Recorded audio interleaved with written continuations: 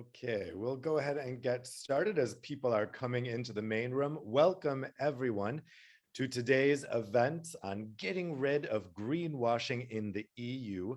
How do we restore consumer confidence in green claims?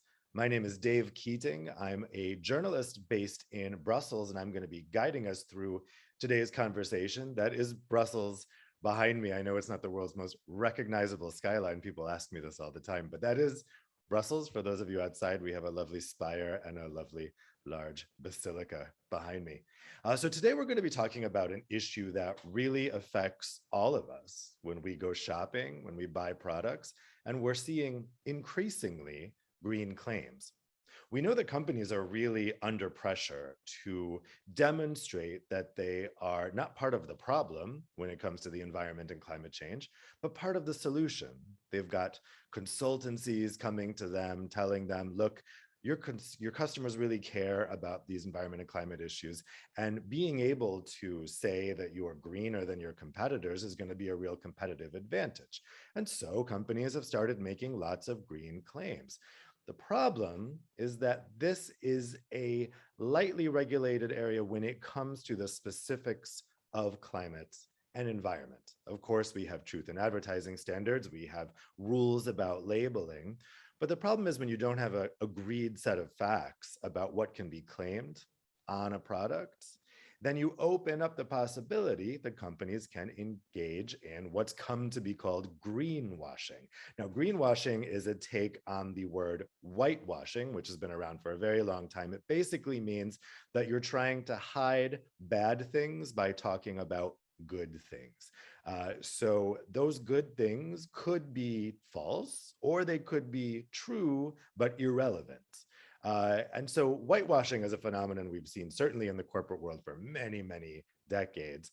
And greenwashing is kind of a subset of that, a new offshoot for our modern times when customers are increasingly concerned about these climate and environmental issues. So this is a really, really timely conversation. And it's a conversation that people are really having now in Brussels. How do we get a handle on this?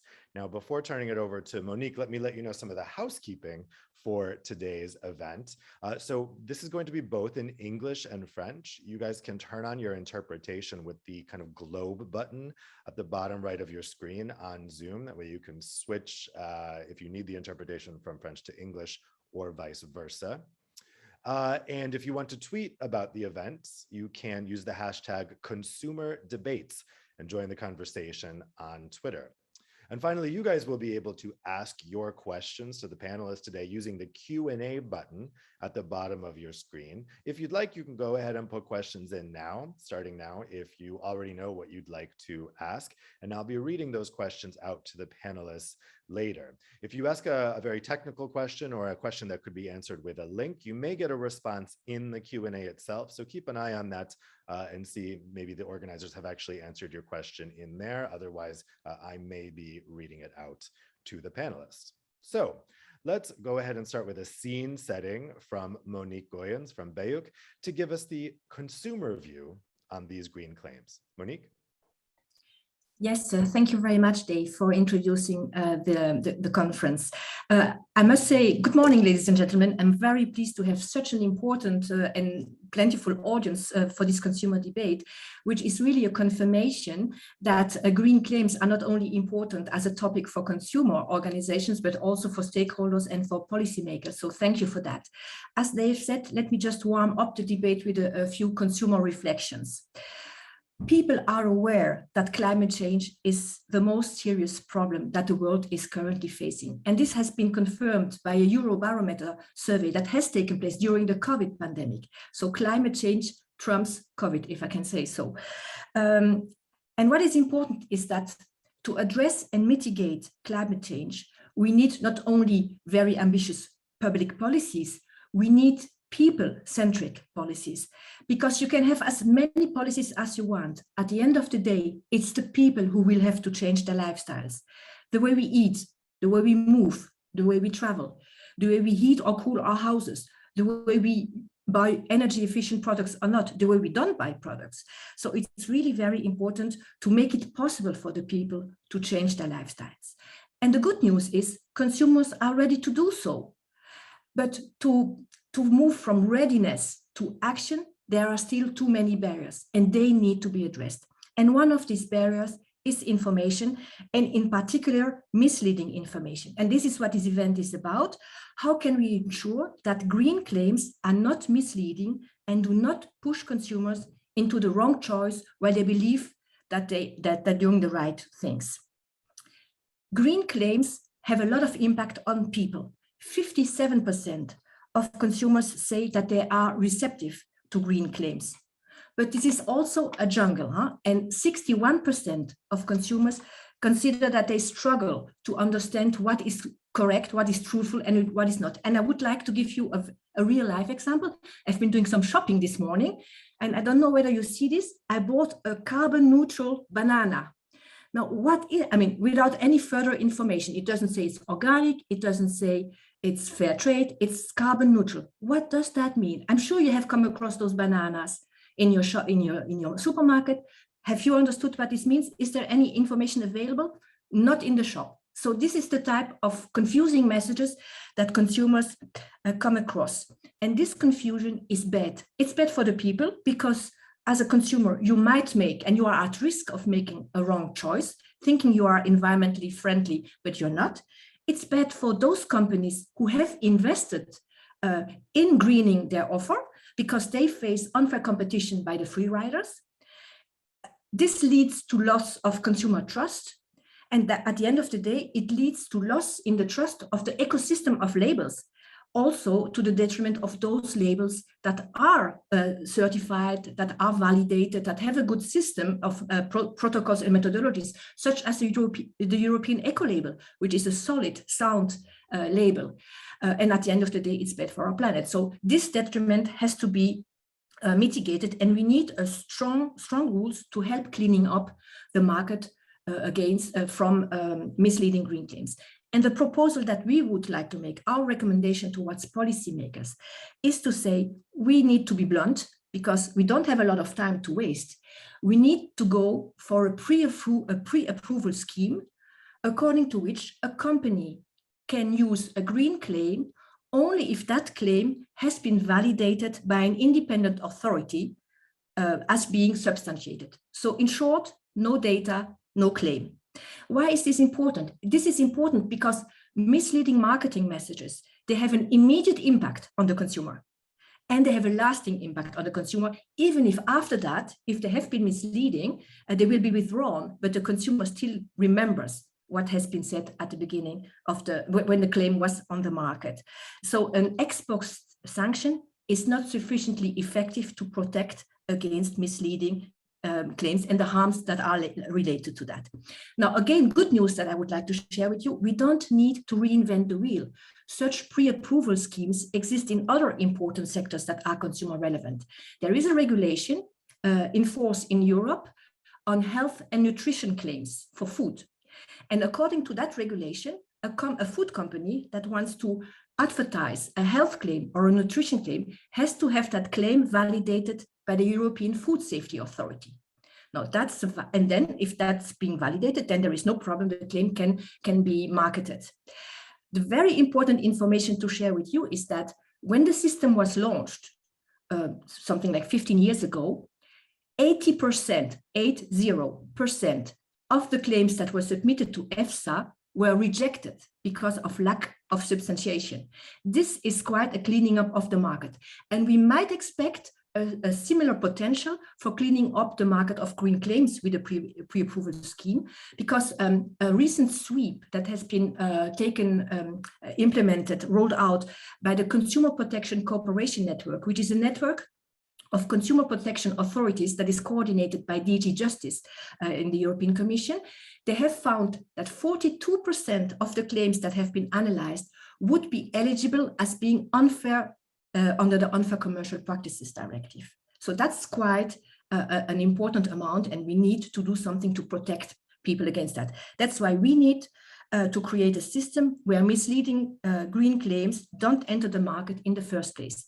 We owe it to the citizens, we owe it to our kids, and we owe it to the planet. Thank you. Thanks a lot, Monique. That is a startling statistic that almost half of these claims could actually violate existing laws. Let's see if you guys out in the audience have encountered these types of things that Monique was just talking about. We're going to have an audience poll now where you guys can vote. So the question is, have you already encountered greenwashing before? Yes or no? Go ahead and vote. Have you guys seen these types of claims on products that you think, I don't think that's quite right? Give it another couple seconds here. Okay, let's go ahead and end that poll.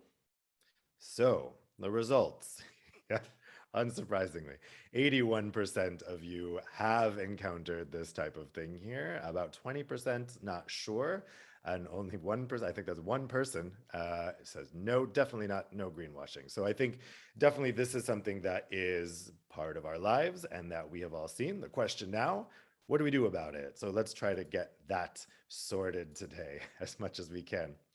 So I'd like to next turn it over for some introductory remarks from French Green MEP David Cormont, who will speak in French. If some of you want to turn on your interpretation. Mr. Cormont? Oui, bonjour, merci. Merci d'abord beaucoup pour avoir organisé ce panel et cette réunion. Merci, et merci beaucoup de votre invitation. Ce qui est intéressant dans ce sujet, d'abord, c'est qu'il y a une bonne nouvelle. La bonne nouvelle, c'est que, comment dire, la préoccupation écologique, la préoccupation environnementale, désormais, elle existe. Donc, il y a une victoire culturelle dans l'opinion publique. Et ça, c'est très important parce que c'est nouveau.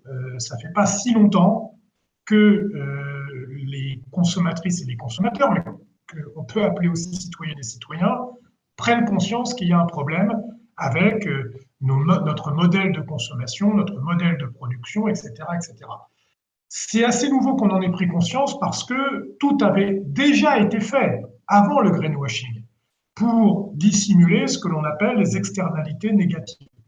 Avec la révolution industrielle, la massification de la production, l'usage d'une énergie facilement accessible et relativement bon marché, très bon marché par rapport aux services qu'elle rend, on n'a pas tout de suite vu que ça avait des conséquences extrêmement importantes. Aujourd'hui, ces conséquences, ce qu'on appelle pudiquement les externalités négatives, donc elles ne peuvent plus être dissimulées. Et ça, tout le monde l'a compris. Le problème, c'est que les entreprises aujourd'hui, elles sont encore dans un modèle de production et de consommation qui date de l'ancien monde. Et donc, il y a deux solutions. Soit elles se remettent en question, comment dire, sincèrement, mais ça veut dire une remise en question drastique, importante de leur modèle économique, de leur façon de faire fonctionner leur entreprise et sa rentabilité. Soit il y a une autre tentation qui est de continuer à dissimuler les externalités négatives. Et pour ça, les entreprises ont à leur disposition un vieil outil qui est la publicité, qui est la communication. C'est ce qu'elles font quand on parle de greenwashing. Donc, il faut bien avoir conscience de cette difficulté entre l'aspect très consensuel de la prise de conscience écologique. Tout le monde est d'accord pour sauver les arbres, les océans, les rivières, etc., etc. Et l'aspect très compliqué de changer le modèle dans lequel nous sommes, parce qu'en fait, ce n'est pas à la marge qu'on peut changer les choses. Pour une entreprise, c'est vraiment se remettre en question sur l'ensemble de son circuit de production, mais même pour se fournir en matières premières, de durabilité de ses productions, et plutôt avoir un modèle qui n'est pas sur la production pour vendre, et après on s'en occupe plus, mais aussi une économie de l'usage, etc., etc., etc. Donc c'est pas ça. Deuxième chose, moi je siège donc en tant que député européen vert à la Commission, marché intérieur et protection des consommateurs. C'est comme ça qu'elle s'appelle, marché intérieur et protection des consommateurs.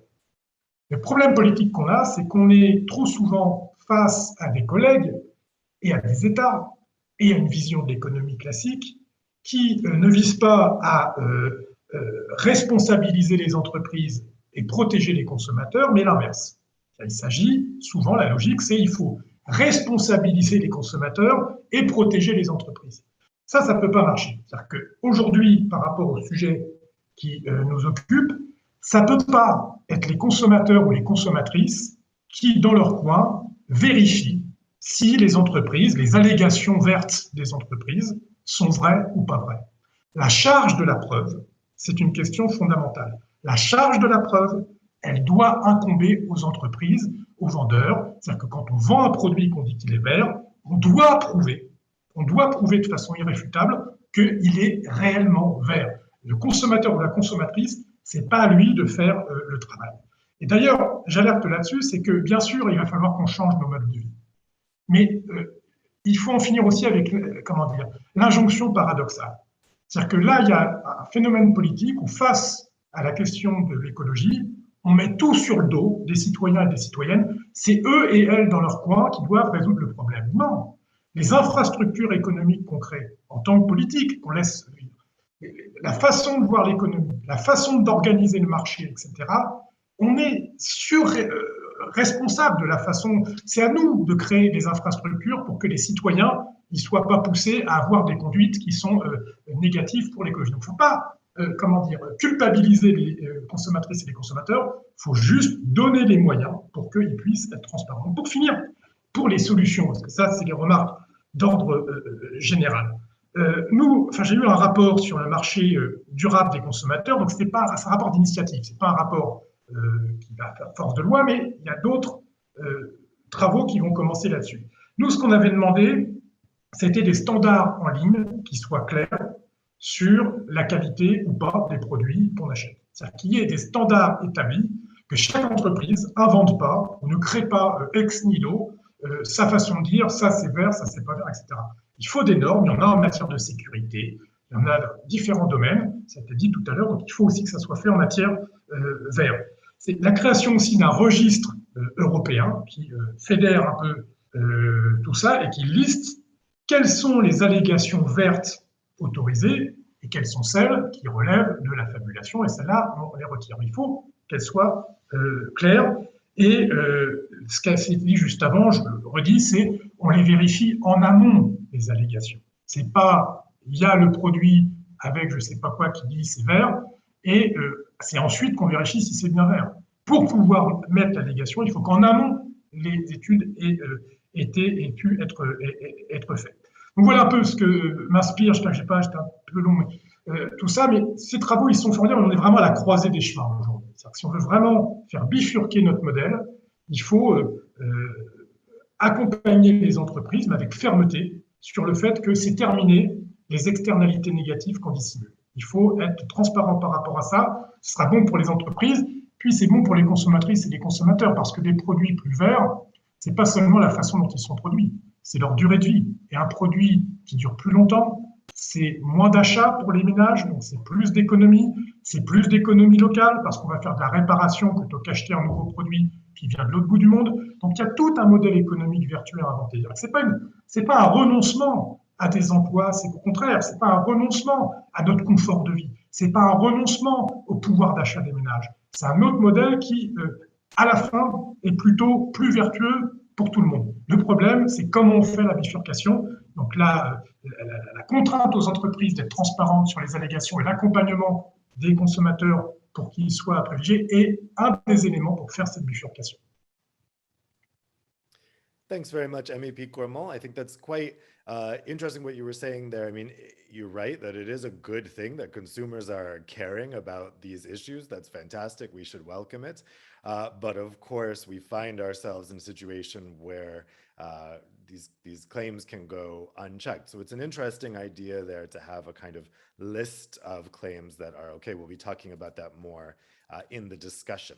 So now let me introduce our panelists. We have with us today Klaus Jorgensen from the Danish Consumer Organization, Evelyn Terren, law professor from the Catholic University of Leuven, KU Leuven, and we have Michelle Gibbons, Director General for AIM, the European Brands Association. Klaus, let's start with you. What has been your organization's experience with fighting greenwashing, and what obstacles are you facing? Thanks, Dave. And thank you for letting me be a part of this very interesting discussion and debate. This is a very important issue. From a Danish perspective, I've put on cosmetics here on my slide because a couple of years ago, we had a discussion about the companies claiming that they were using natural ingredients and some discussions about whether or not they were allergenic or not. And of course, natural ingredients can be as allergenic as synthetic chemicals. But so this is also a discussion forum. But if you go to the next slide, I can if I want to take you back a little bit, because in the 90s we had a big discussion and there were a lot of green claims because environment was very big in Denmark at that time. But then we started to boost the eco-labels, and there are 2 eco-labels in Denmark, the EU eco-label and also the Nordic Swan. And so this sort of put a slight, the greenwashing sort of went away and people started using the labels instead. But then in 2009, we had the big climate conference, COP15 in Copenhagen, where there was supposed to be signed a deal, which ended up in Paris 6 years later. But in the years up to this, there was a lot of green claims going on in Denmark, especially for the CO2 issues. And this meant that the Danish Consumer Ombudsman decided to make a guidance on how to actually do if you wanted to market yourself with environment or ethical claims, there was a guidance for this. And this was made in 2010 and revised in 2014. And if you go to the next slide, it actually helped a lot. But with the crisis growing even bigger on the climate, we have seen a rise in green claims from the late 2018, 2019, and in the last couple of years. So this means that it's going on a lot. And I just want to show some examples on the next couple of slides that's going on. Sorry for this slide being a little bit messy, but if you look at the red circles, these are all brands for clothes, internet brands. And these are some brands that we have actually notified to the Ombudsman, saying you have to look at these to see, are they really substantiated, these claims? In our view, they're not. So they're all called something, either sustainable style, sustainable fashion, sustainability. And then if you click on the products, it's not really clear what is actually going on, and it's not even substantiated anywhere. So we've notified this to the Ombudsman, and we're still waiting for her to come back to us to whether or not she agrees with us that these are not substantiated. I've brought a few other examples on the next 2 slides.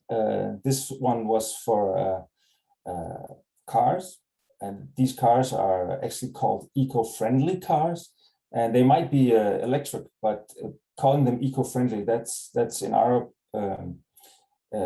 point of view, it's an over-exaggeration, because of course when you make a car, you do use resources and you affect the environment or the climate.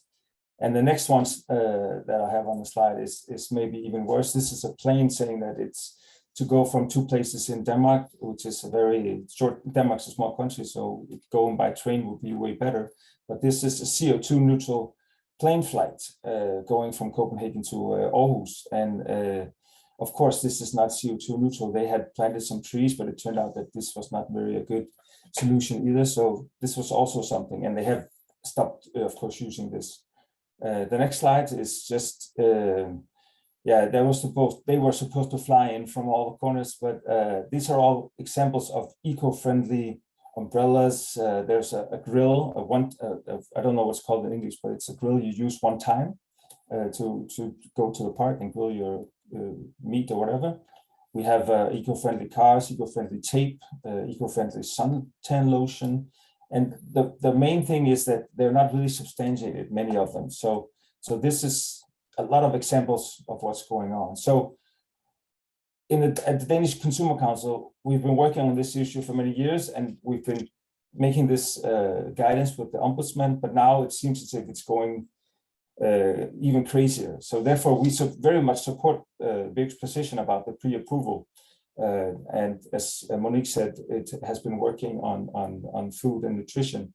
But also, we would like to say that it should not be allowed to use general claims like eco-friendly, green products, climate-friendly, and so on, because whenever you make a product, you do have an impact on the environment. And of course, you can maybe CO neutralize your electricity by using windmills or some solar panels. But of course, when you make these windmills or when you make the panels, there's some kind of pressure on the environment. And then I also want to mention that eco-labels are actually the way to go right now. As a consumer, you should go for the eco-label because they take into account all the environmental issues, chemicals, nature, water and resources, and also the climate.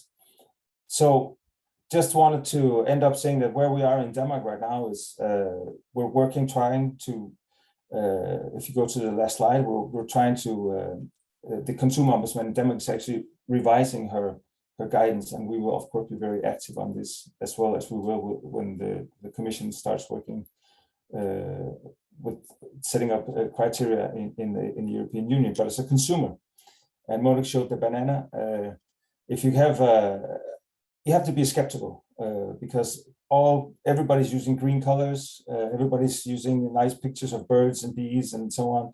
So idyllic pictures, be aware, be skeptical about this. If it's not really describe what's going on, be concerned.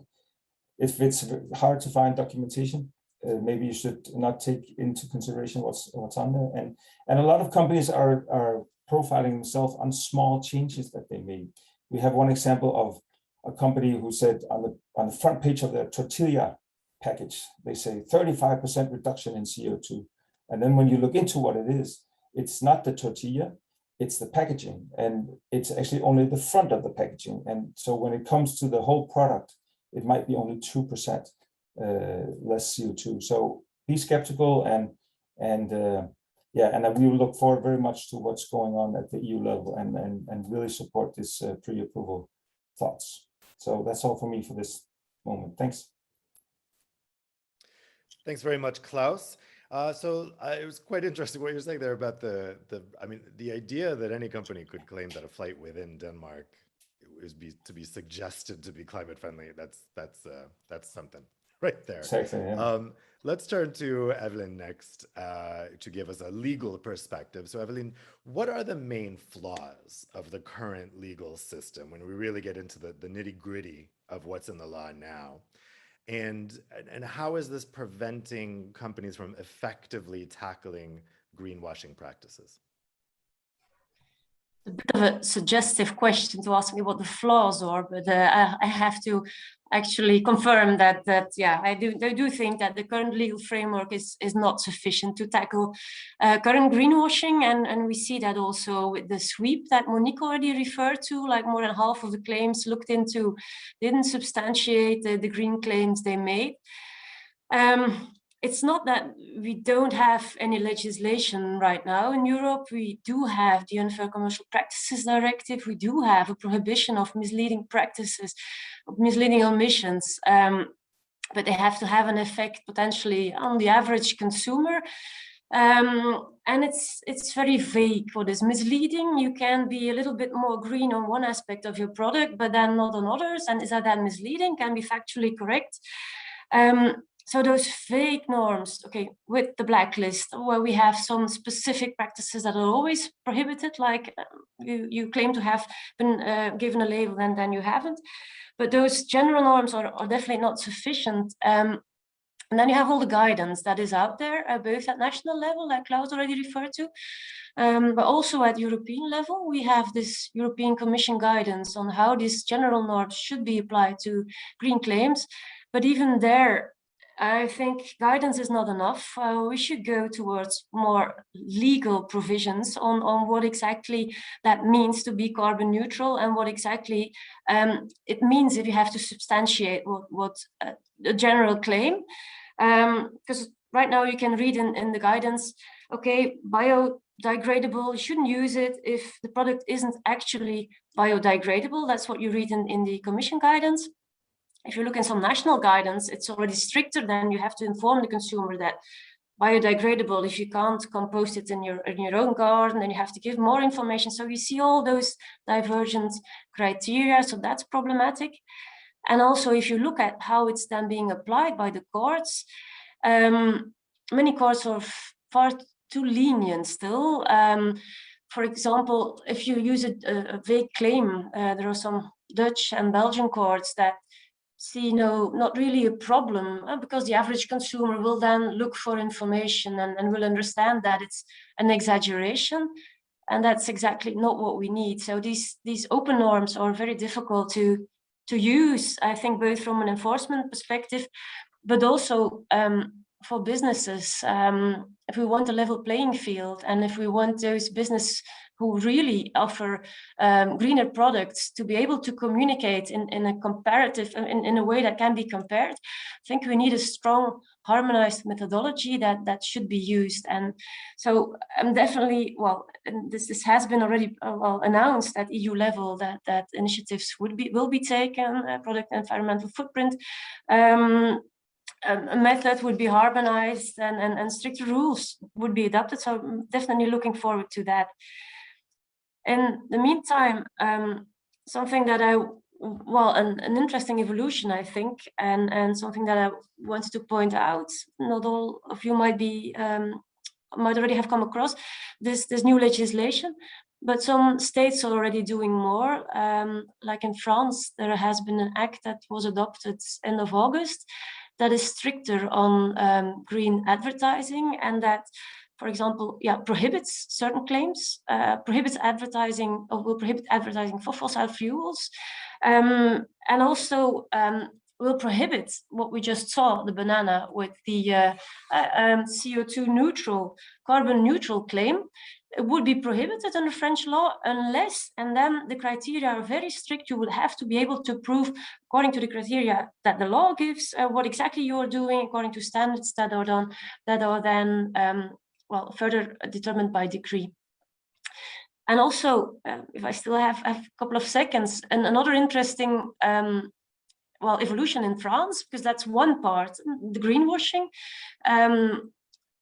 To combat that, the other part is, how do you exactly inform consumers about, not everyone has a green claim, fortunately perhaps, but how do you inform consumers? How can they compare the ecological or the footprint of the products?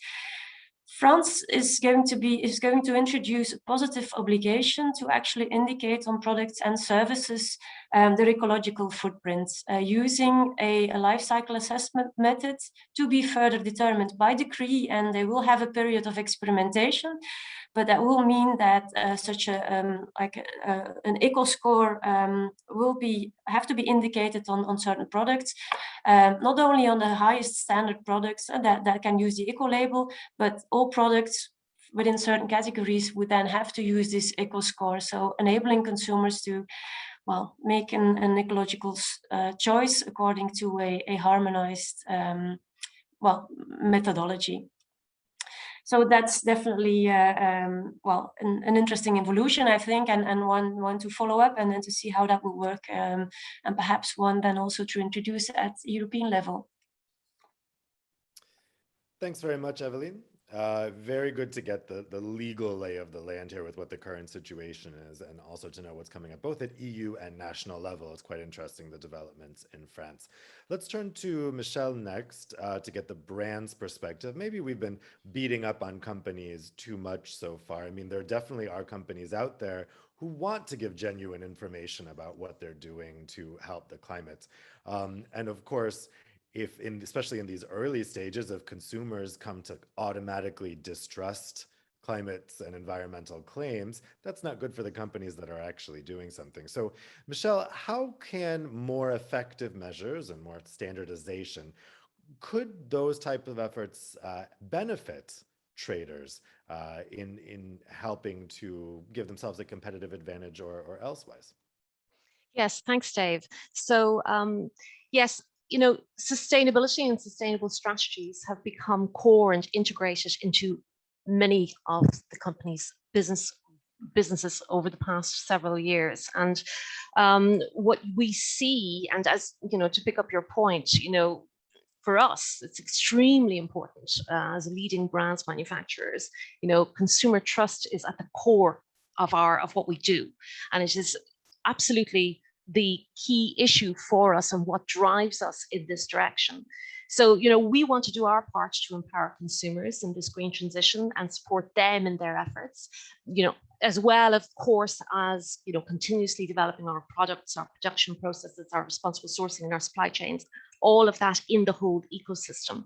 And so it's important for us that, consumers have clear, relevant, reliable, understandable information on the product that they are purchasing. And this is the basis of the guidelines that have already been referred to, that we all worked on together 6 or 7 years ago in a multi-stakeholder forum, AIM with BEUC and other stakeholders, in terms of making sure that they are the parameters of the information. What we see going forward is that, and it's interesting that Evelyn has picked up the French example, we will look for an EU harmonized approach on consumer information requirements. Because if we don't have that, what we can see is further fragmentation in the market, in the single market overall. Because if we don't have an EU harmonized approach on consumer information requirements, we will have different situations in different countries and become more fragmented. So that's what we see and what we would be looking for. So absolutely agree and fully support Monique in terms of the no data, no claim, and she has heard me say that before. We are very clear in terms of supporting a substantiated approach. Any claim in the absence of, if you don't have credible, commonly recognized methodologies, transparent data made available to the competent authorities, and the opportunity for appropriate scrutiny in that sense, then no claim should be made. So in terms of the benefit to traders, to businesses, absolutely avoids fragmentation of the single market. That's what we see would definitely help. And we then, of course, will have aligned consumer information on packaging across Europe, which will be important for the free movement of goods in the EU and support manufacturers who choose to make claims. And using different methodologies, what we see, using different methodologies in different countries for different consumers, this is going to get highly complex. It's already quite complicated, costly, and quite burdensome for everyone. So harmonization of consumer information will also truly empower consumers as we see it, because they'll be able to access and understand information about products that wherever they are, wherever they stay or travel at an EU level. So again, avoid that fragmented approach of different systems in different countries, and let's do it at an EU level. That would be a key important point for us. In terms of the pre-approval procedure, because a number of people have raised this and want to go look at this as the route to go forward. One thing we would mention, and what we would see in terms of the experience of the health claims approach that Monique was speaking about earlier, is that we have to then recognize that if we go down this route, that timelines will have to shift, because what the experience on the ground of the health claims procedures has been that the approval process for a claim takes at best 1 to 2 years. So and that's at best, okay? So if we're looking at, a legislative proposal coming out, hopefully Emmanuel is going to tell us about that, let's say, late this year, early next year, it goes through the system. It goes then through the transposition at a national level. You're talking 4 years, 5 years from now, and we get the claims up and running in terms of the approval system, then we're looking realistically, quite a few years down the line before we can start to put the claims on a product in that system. So what we would suggest, on the basis of a no data, no claims paradigm, that we have an EU-aligned consumer information requirements harmonized approach, that we would have an ex post approvals process on that basis, with all of those other pillars being in place, bearing in mind that we're looking to empower consumers in the green transition, and there's a lot of other levers as well in the ecosystem, you know, in terms of what we do on production processes, on consumer sourcing instructions, etc. But with all of those parameters in mind, that we would be able to engage, empower consumers in this green transition more swiftly. That's what we would propose or set out there. Our concern with the pre-approval approach would be just the time in terms of how long it takes. There's a lot that's going on in terms of the improvements that are made, the changes that are made, the sustainability strategies in place. And, you know, Klaus mentioned some in terms of the different, you know, the different levers, as I say, in terms of production processes, etc. And they all should be, you know, part of the whole ecosystem. That's what we would just put out there, that we have to also assess, or at least recognize then that some of the timelines will have to shift just purely from the practicality of what the experience has been on the health claims side. So no data, no claims, absolutely. Reliable, relevant, clear, understandable, an EU harmonized approach to consumer information requirements, and then the benefits for everyone will be for consumers and businesses, a smarter way of working for the EU single market. So that's our approach and the benefits that we see. Thanks a lot. Let's talk about this idea for a pre-approval procedure. Evelyn, from a legal perspective, I mean, is there any way to do this that would be faster? Which would be more efficient, to do it at EU level, to do it at national level? What's your take on the best way to do a pre-approval procedure, or if we should have one at all? If we introduce it, I will definitely plead to have one at European level. If companies would have to go through each and every national procedure, that would even be more time consuming. I see the advantages in the proposal, and it's true that we had similar problems with nutritional health claims, lots of misleading claims. So then this procedure was introduced. But there is also, I mean, it's been out there for a while, and there has been some analysis of pros and cons, and there are not only pros. There's also indeed the costs involved, the length of the procedure. There are some smaller companies that see difficulties to have to have enough scientific evidence to have their claims approved. Also, other objections that are sometimes made against the system is that in order for the claim to be scientifically correct, it is so complicated that it's then hard to use it to communicate to the consumer. But those disadvantages do not necessarily have to be copied to a pre-approval scheme for green claims. It all depends on the amount of information and data you would ask for, on how fast that procedure could go. It depends on how much you're willing to invest.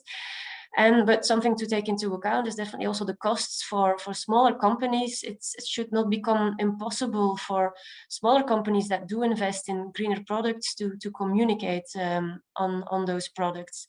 So definitely not against the proposal, but if we do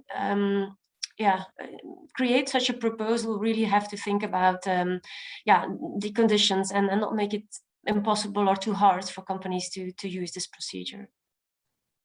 Klaus, you said you were for such a pre-approval procedure at EU level. How would you respond to Michelle's concerns about the length of time that can take? I think, of course, it is time consuming to do this. And I talked to my colleagues who work with food, and they said, yes, it is time consuming, but it has worked. We have so many fewer claims now that can be used, and it's easier for the consumers to actually, make their way through all the claims on the food.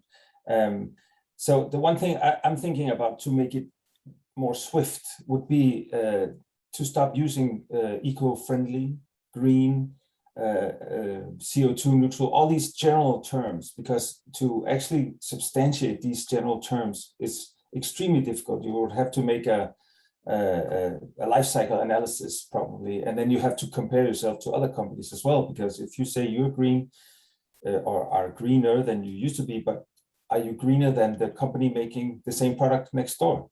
You have to make this comparison as well. So stop using all the general terms and make it very concrete.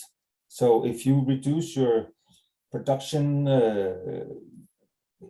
by using less palm oil or something, like say that we have stopped using palm oil in our production. So this is a green claim that should be very easy to substantiate. So it depends. If you make the claim concrete, it's easier to substantiate, and then I guess the approval process would not be so difficult. I suppose there's two ways to tackle this. You either define what you can claim or you define what you can't claim. And when it comes to greenwashing, I think, no company would say we're doing greenwashing, right? It's a negative term, only really used as a criticism or an insult. So we can all agree that greenwashing is in theory bad, but then it comes to the tricky issue of how you define it and how would you define things that are greenwashing and therefore can't be done. Michelle, let me put this question to you. I mean, how do we define greenwashing? Could we ever precisely define what it is and therefore define what a company cannot do? Sure. So there is a definition of greenwashing, actually, and it is within the guidelines of the Unfair Commercial Practices Directive, and again, it was worked on. These are these guidelines that I was referring to from 5 or 6 years ago, and that does actually cover. It says, what, and I quote: "It provides protection for consumers where there is no specific sectorial legislation at community level and prohibits traders from creating a false impression of the nature of the products." And then it goes on further on that. So, and there's a good way to define the claims in greenwashing. It's given in the accompanying compliance criteria on that. So, I think that what we have is we have that base there. That's there, and those guidelines are there. What we see, the concern, and I think this is, and I take Klaus's point. There's different claims that are made. How do you make them? How do you communicate them in a way that they're understandable as such? And as I said, reliable, relevant, understandable. It has to be understandable. We need some kind of agreed at an EU level consumer information requirements. We need to all speak from the same dictionary, if I can put it like that. So this is what we would look for in terms of from at an EU level. We see that will help to address it, because then we're all understanding. We want to get to a place where we're all understanding what each other means as such. And if that can be done at an EU level as opposed to at a country level, at a national level, we think that will benefit everyone. Evelyn, do you think that language about a false impression, even though the specific term greenwashing isn't used, do you think that is a legally sound definition of what constitutes greenwashing? It's an open norm, so it's open to interpretation. So that makes it difficult to enforce. So it's useful. We need such a fallback position, and we need an open norm that we can use in each and every situation. But I do think we have to go further in this regard, and I definitely agree. We need this European methodology that makes it clear that we should look at the whole. I mean, it seems to be a common understanding that we have to look at the whole life cycle when we communicate about how green a product is, and if that's not the case, then we have to make it very clear that it's only about a specific aspect. So I do think we need more than just the general norms that are out there right now. Klaus, let me get your thought on this. And I also wondered if you could actually use the specific example of the within Denmark flight that you talked about, because it strikes me that when we're talking about a false impression, right? If an airline is saying, we can plant some trees to abate the emissions from this entirely unnecessary flight, if they are literally planting the trees, then I suppose that is a true claim in that they are saying that there is a carbon offsetting mechanism here, but of course, giving a customer the impression that this is a flight that is not harmful to the climate is of course false. So in that specific case, how did you guys successfully make the claim that this was misleading for a consumer? Well, in the specific case, the company couldn't really substantiate that they actually were offsetting their CO2, so they stopped doing it. So it was a clear and cut case. I think one of the issues that we focus on is that maybe some products or services should not be able to claim that they're green. For example, when you talk about meat, for example, it's at the top of the carbon emission scale for emitting carbon. So should meat producers be allowed to actually say that they are carbon friendly or offsetting their carbon footprint and so on? And also should airplanes, because it's better to take the train or maybe even take a car, electrical car or something. So there's also a discussion of, are there something that cannot be claimed as being environmentally friendly? So this is also a discussion going on here in Denmark. And yeah, Michelle, you had a comment on that? Yeah, I think that's it's a very interesting point. I think that there is, we need to assess as well, you know, that there is progress and there is work being done across the board, across many organizations and businesses and sectors, in your production processes, in your R&D, your investment, your innovation. So, you know, if we take that kind of an approach where, okay, some just won't ever be able to make that kind of claim, and again, going back, substantiation number one, as you say, no data, no claim. If you take that approach, then you don't bring everyone with you. You know, like we're all on the journey together. We're talking here about consumer empowerment and green claims, but everyone has a role in society, business, all stakeholders to actually do their part. So my concern with that is that we would leave out certain sectors, which we shouldn't. Everyone should play their role. And then when you do, you know, if you choose to make a claim, as you say, substantiation, clear, reliable, understandable information. If I can respond to this, I understand your point, but for example, like Evelyn talked about the petrol companies or should they be able to make green claims, for example? Everybody agrees that we should be fossil fuel free soon.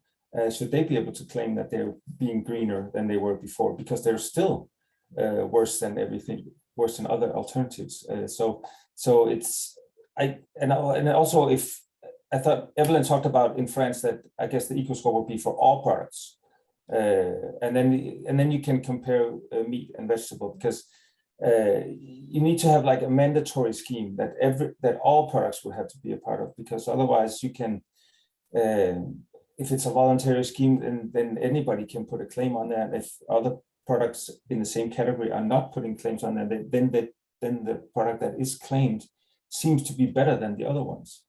If they don't have any claim on there at all. So there are some, there's a big discussion, I think, whether or not all products should be allowed to make green claims, and also that it should be mandatory if we do have a scheme set up.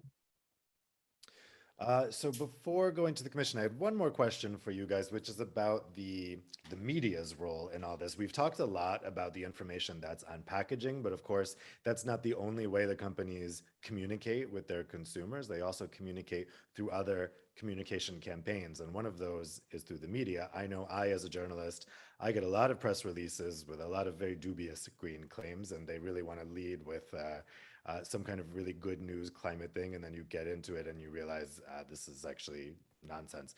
How can the media do a better role? Klaus, let me put this to you. How can the media do a better job of sifting through these green claims and better informing the public? I think the media has a big responsibility in what commercials they accept on television, but also in the newspapers and so on. So they have to, again, make sure that the claims are substantiated before they put them in the paper. And maybe they should not have commercials from companies that are climate unfriendly. And also, I think media has a role, but also marketing companies or marketing firms, the ones that make the advertisements, they should also, they have a huge part to play in this. And I think in Denmark, we have this guideline, and it's long, it's a little complicated, but if you follow it, you can make claims that are not greenwashing. And I think if the marketing companies actually, I mean, the nature of advertising is maybe to exaggerate a little bit, make it funny and make it good and maybe easier to understand for the consumers. But they have to, when it comes to green claim and when we talk about the environmental crisis, you have to follow the rules and you cannot exaggerate. And so I think media has a role, but marketing companies have an even bigger role. Yeah, on that subject of marketing companies, I was going to ask Michelle this exact question. It seems to me that a lot of time this is a question of not the brands themselves, but the marketing companies that they've hired getting ahead of themselves and maybe taking things in a direction that the brand didn't actually intend. Do you think that's happening with marketing companies? And if so, what kind of responsibility do the brands have to rein in their marketing departments or external marketing companies?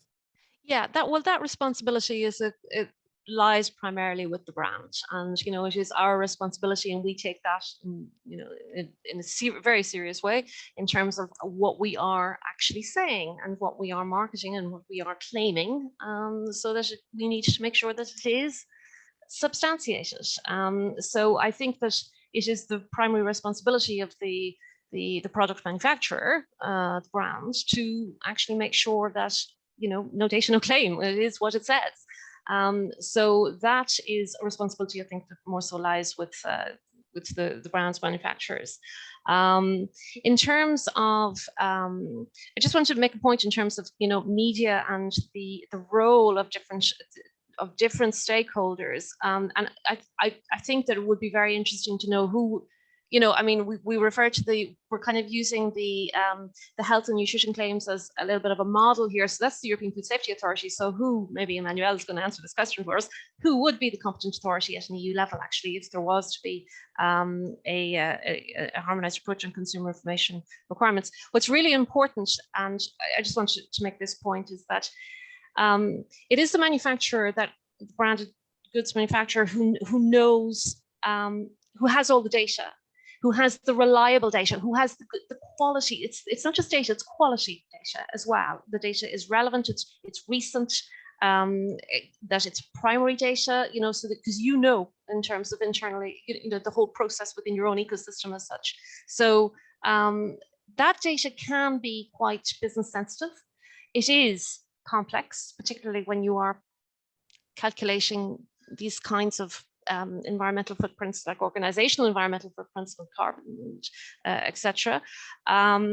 So I think it would be, it would be quite a challenge to have like a one-stop shop approach where everything is in one place.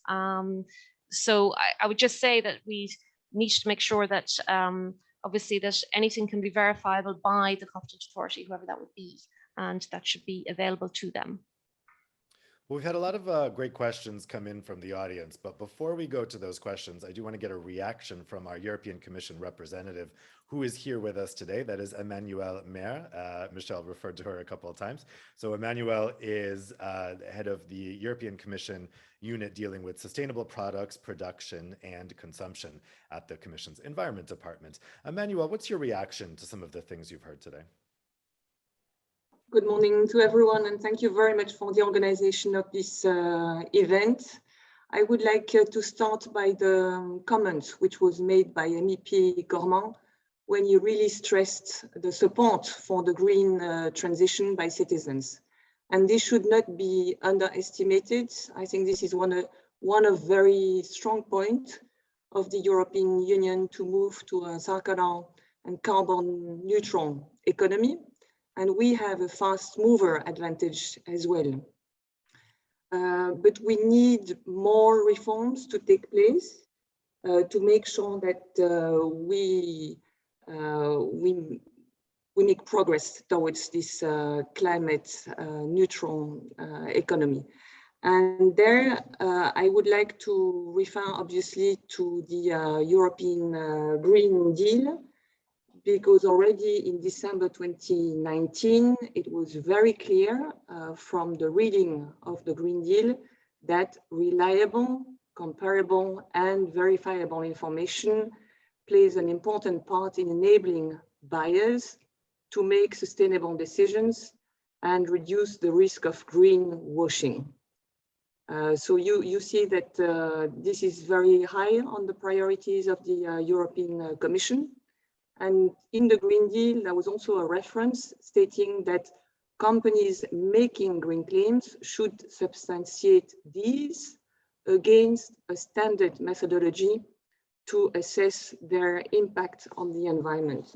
So what we have been doing is to work with our colleagues from the Justice Department to meet two goals set in the Circular Economy Action Plan of March 2020, but also in the consumer strategy to empower consumers in the green transition. And we have been running a number of public consultations in view of upgrading the consumer legislation to protect consumers, but also to tackle green claims.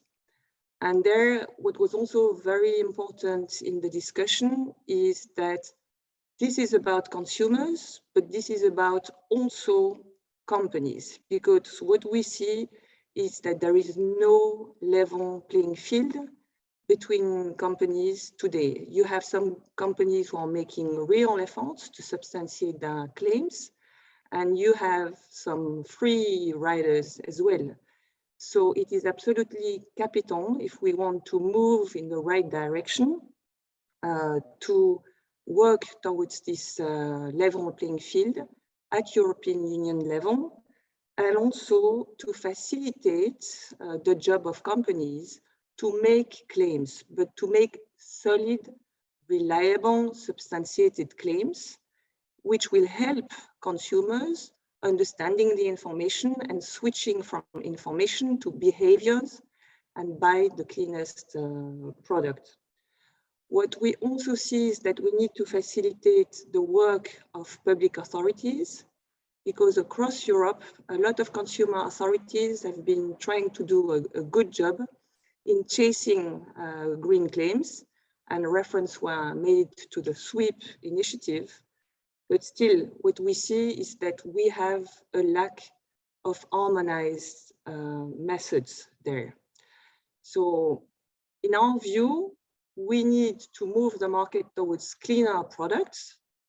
The EU Ecolabel, the Nordic Swan, the Blue Angel, I mean, the best in class have been doing a fantastic work, but they are best in class ecolabels. What we need to do is really to make products, sustainable product, the norm. So this means also moving the rest of the market towards a better performance towards consumers. So now when we come to the question of the pre-approval of claims, I would say that there are different governance mechanisms to ensure that the claims which are made on the market are solid. So it's not necessarily a prior approval or an ex post approval that is absolutely key. I think it's more a system approach.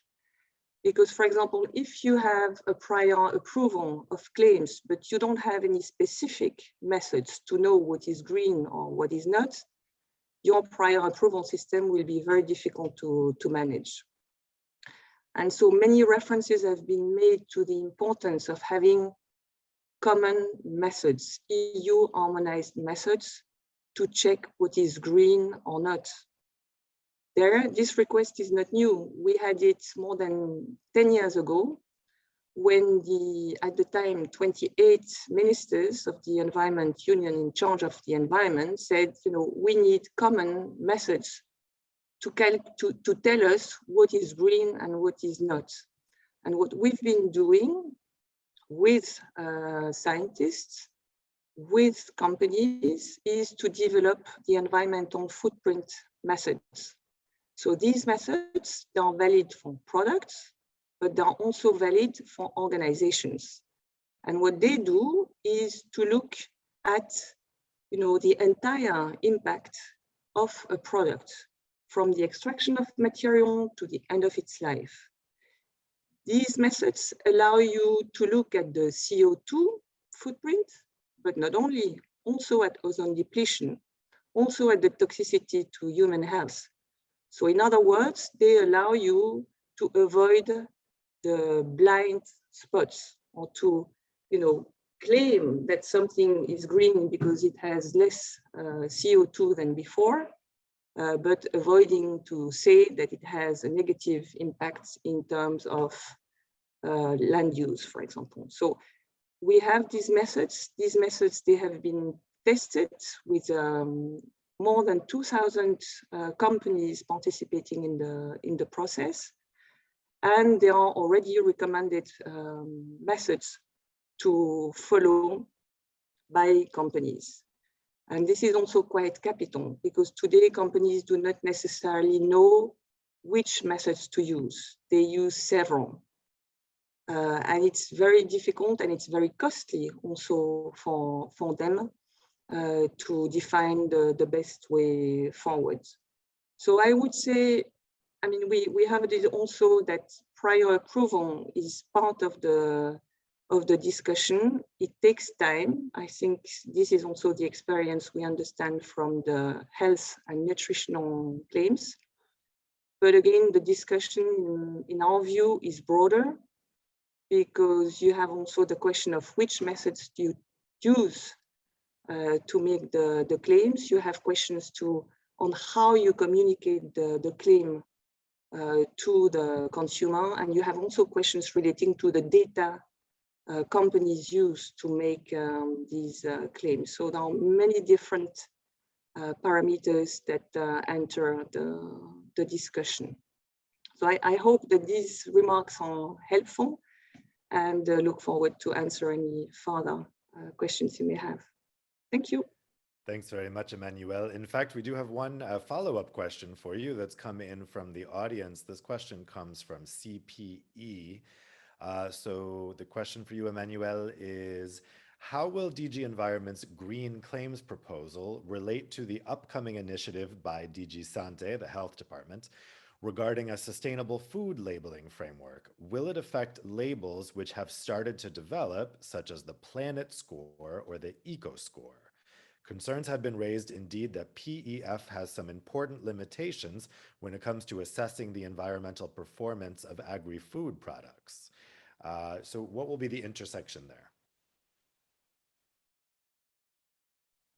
Yes, so the Green Claims Initiative looks at the environmental performance of products. And it does so, for agri-food or other types of products, because the environmental footprint methods can pretty much address any type of product. The Sustainable Food Initiative, which is planned for 2023-2024, is larger when it deals with the meaning sustainable. So it would not be only environmental sustainability, but it would look also at nutritional values, and also at the social dimension of sustainability. So in other words, the initiative would come later and would look at the combination of different parameters. So we are working with the colleagues in DG Santé to make sure that the consistency is ensured on the environmental dimension and the use of the environmental footprint methods. Then regarding the limitations on the environmental footprint methods in the field of agri-foods, I'm not aware of these limitations. We had many agri-food products which were tested. So at the initiative of different industry sectors, industry decided to calculate the specific environmental footprint, let's say of sparkling wines, of dairy products, of pasta. And this is absolutely great, because when industry looks at the more precise environmental footprint impact of a category of products, it can then decide the benchmark which is the average to which a specific product can be compared. So I'm not sure I've explained this very clearly again. I'll try again. So it means that if the industry has decided to have the environmental footprint of pasta, then any pasta manufacturer can then check if the environmental footprint of its product is better or worse than the average. And the environmental footprint methods are the only ones that can allow this type of comparison in a product category. There is no equivalent in the world, which is quite amazing, I would say as well. Again, the benefit is that in this context, you can drive the performance of specific products in competition to other products. So you can improve, you have the incentive for manufacturers to do better in terms of their production process. And they have the incentive then to say to consumers that they are better than the average based on scientific grounds and industry work. So again, I'm not claiming that the environmental footprint methods are perfect. There are LCA analysts who are working to make them better, to address, new public concerns as well. So I would never claim that they are, forever the best methods we have, full stop. This is always work in progress. But again, if there are limitations in the field of agri-food, this can be surely overcome. Again, the experience we had with different sectors has been very positive. Thanks. So the next question from the audience is for Evelyn. So this comes from Tom Murray, UK. What do you think about green imagery in advertising and on pack? This is a form of a claim, but could be more difficult to police and subject to pre-approval. What could you do here? Would the UCPD cover this as a safety net? Evelyn? Yes. Yeah, but we really want that it's one step further indeed to regulate the use of the color green in detail as well. But it is, it's true that we have then the UCPD with its general norms as a safety net, and if the overall image you create with the green imagery creates a misleading impression, that can still be used as a fallback instrument. But it will be a challenge in any event to define what exactly green claims are, and it's a good thing that we have these general norms in place, and creating a false impression by using this green imagery is definitely something that can be tackled under these general norms. Yes. So the next question is for Klaus. This comes from Raphael Martins. It's a bit on the same topic we were talking about before, about the length of time it would take for pre-approval, this type of thing. There are indeed a lot of claims which are not verified by companies. Could it be the case because these smaller brands have so much going on, and attaining certain labels is something that takes time and is expensive? How can we help these SMEs? So if we create a system where it's very expensive and complex, does this actually benefit huge companies that have a big legal department, big marketing department, and disadvantage SMEs? It depends on what you need to substantiate, of course. I'm thinking in Denmark, we've been working hard to make it cheaper to actually get eco-labels. So if you can prove you're better than the other products, you should be able to get an eco-label cheaply, and then everybody else should pay. I mean, all the other companies that are not a green product, they should pay to the companies that are actually going greener. So you could have a fund, or you could have the government pay for the certification process. So this could be one way of doing it. And I'm thinking, if you want to make concrete, very simple statements that are easy to substantiate, it's not complicated for the company to do it. But if you have to make an LCA, of course, like if you want to make a product environmental footprint for a small company, that's a huge task. So that's why we think general general claims should not be made available to use in your advertisement, because you need to substantiate this, and then you need to make an LCA, and that's too complicated, and it's probably not, and it changes, like Emmanuel says, all the time. And there's new methods, there's new ways of calculating and so on, and new numbers come up because they have like average numbers for different things. So yeah, it needs to be easy, and a product environmental footprint, it could be too complicated. So I'm going to take us a tiny bit over time to put a final audience question to Michelle. So Michelle, I want to get your thoughts on this issue as well about SMEs. And then also I'm going to put a second question to you from the audience. This comes from Tudatos Vastarlok. Sorry, Tudatos. So the question is, we agree that the EU label should be the golden standard, but what do you think about private green labels and certifications? For example, green brands, what is the criteria to consider them reliable? Many of our follower consumers ask this question. Thank you. This is from the Association of Conscious Consumers in Hungary.